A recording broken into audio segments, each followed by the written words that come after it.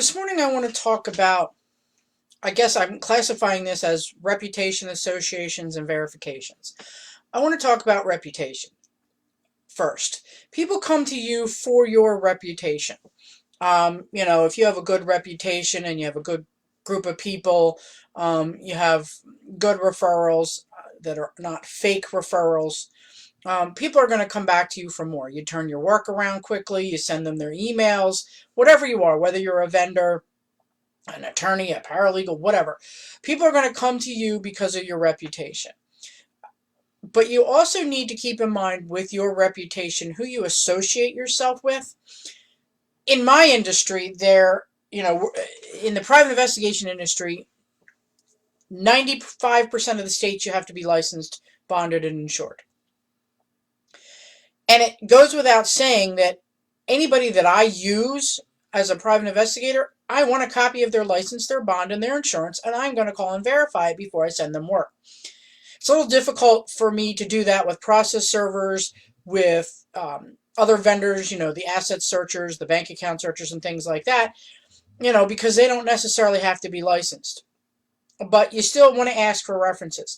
You also want to check, their Yelp. I know Yelp is a bunch of crap, but their Yelp, their Facebook, their reviews. Make sure their reviewers are legitimate as well.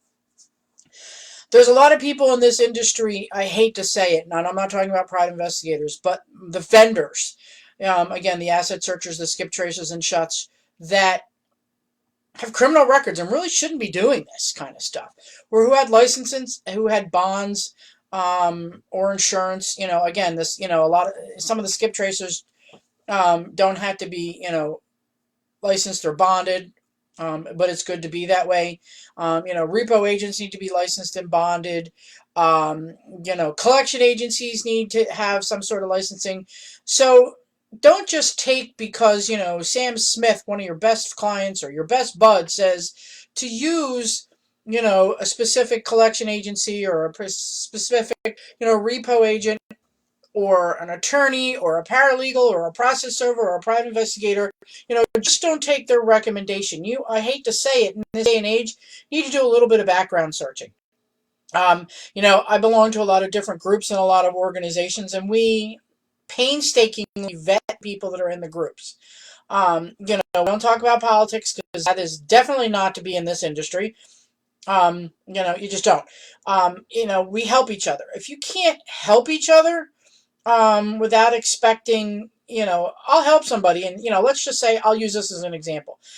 A Department of Motor Vehicle search, for example, I charge, let's just say $75 to do it. I do mine directly with the Department of Motor Vehicles in a specific state.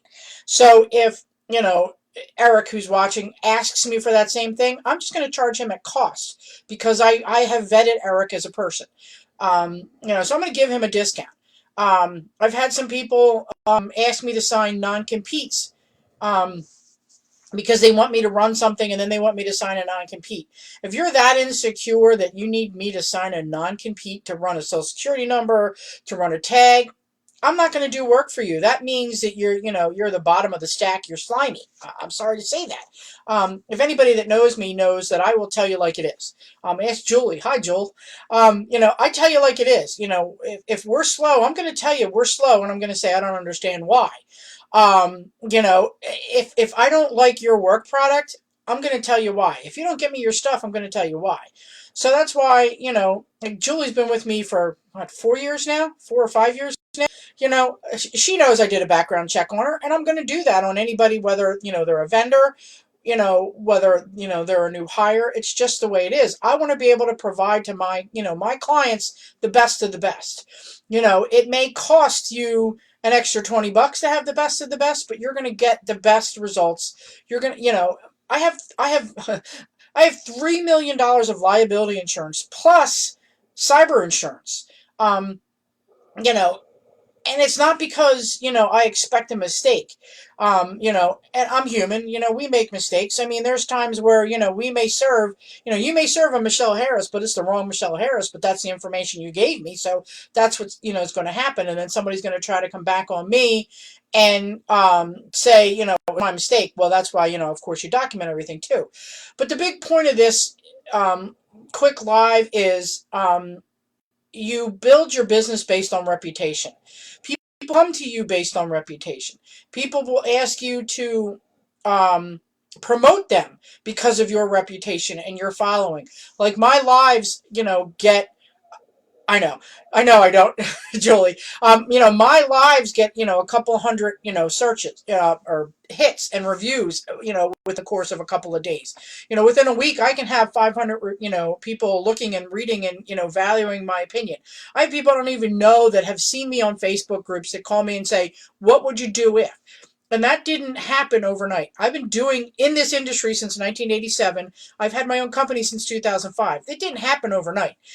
I haven't formulated the database of vendors, and the people that I use overnight. It's taken me years. So I'm honored that people listen to me, but you have to, I guess what I'm trying to get across is maybe use my model. Check out who you associate yourself with. If you associate yourself with, there's a guy going around, and I'll use this as an example. This particular guy associates himself with me because his business is horrible. He's a local guy. He claims to everybody that he works for me. So he gets work because he said that. And when it finally got back to me, I had to go back and tell everybody, no, I don't even know who this guy is. He's in my town. I've never heard of him.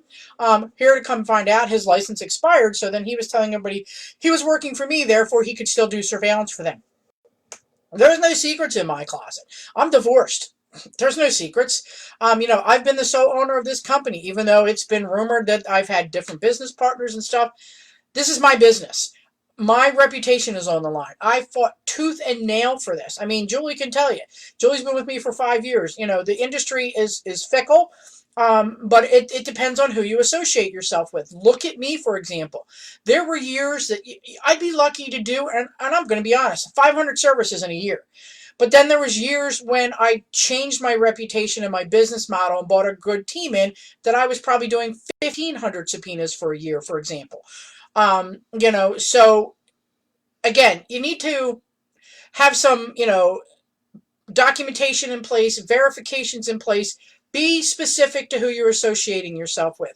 Be careful on what you post on Facebook and LinkedIn and Instagram. And yes, you need all of them if you're a business owner. Be careful, don't go to in my business, let's just say I can't support an organization that's out there that supports a specific political candidate because it could be career suicide. That's kind of what I'm talking about. Be careful what databases you associate with, because if they don't do background checks or, Eric, what are they called? In-home inspections or in-business inspections, whatever they're called. If they don't come out and inspect you to make sure you have a locked door and a shredder and how you keep your stuff, you don't want to be associated with them. If they are prejudicial against men or women or a specific race, you don't want to be associated with them.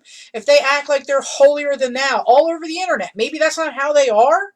You don't want to be associated with them because it's going to bring you down. So that's kind of what I want to get at, is let everybody know, look at, I've built my business and it's taken a heck of a long time to do it, but it's based, and I've noticed it. If I've unassociated myself with certain people, my referrals have skyrocketed.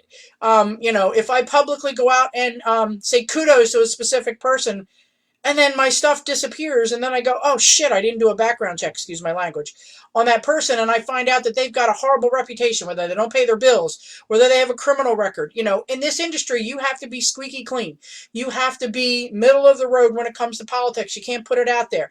You can't favor one employee or another. You can't favor one attorney or another, or one, specific vendor or another. You got to kind of refer them all. I mean, we all use more than one vendor for different things. Whether I support Skip Smashers or DelvePoint or Skip Max or IDI or Clear or Microbilt, you have to really think about what you're saying to people and how you're coming across to people. And if you don't understand that in business, you don't belong in business.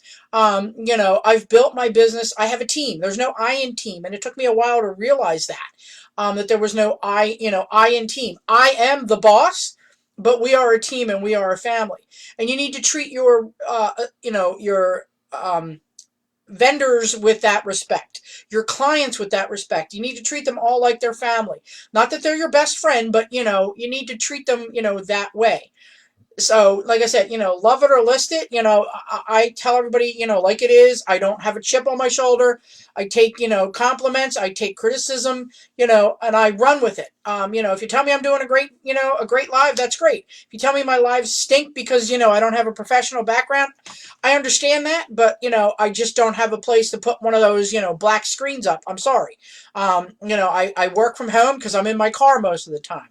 So, feel free to compliment me. Feel free to criticize me. Feel free to email me, call me, whatever. I just want you to be forewarned on how you do your business and how you come across. It's your livelihood. I'm not beautiful, but people use me. Because this is what I do, and I'm very well versed at it. I've been speaking a lot the last year and a half because people trust me and my knowledge. So anyway, before I talk for 3 days, you try to keep your videos around 10 to 15 minutes, no more than that. So if you have any questions, you're always welcome to email me, harrisinvestigationsllc@yahoo.com.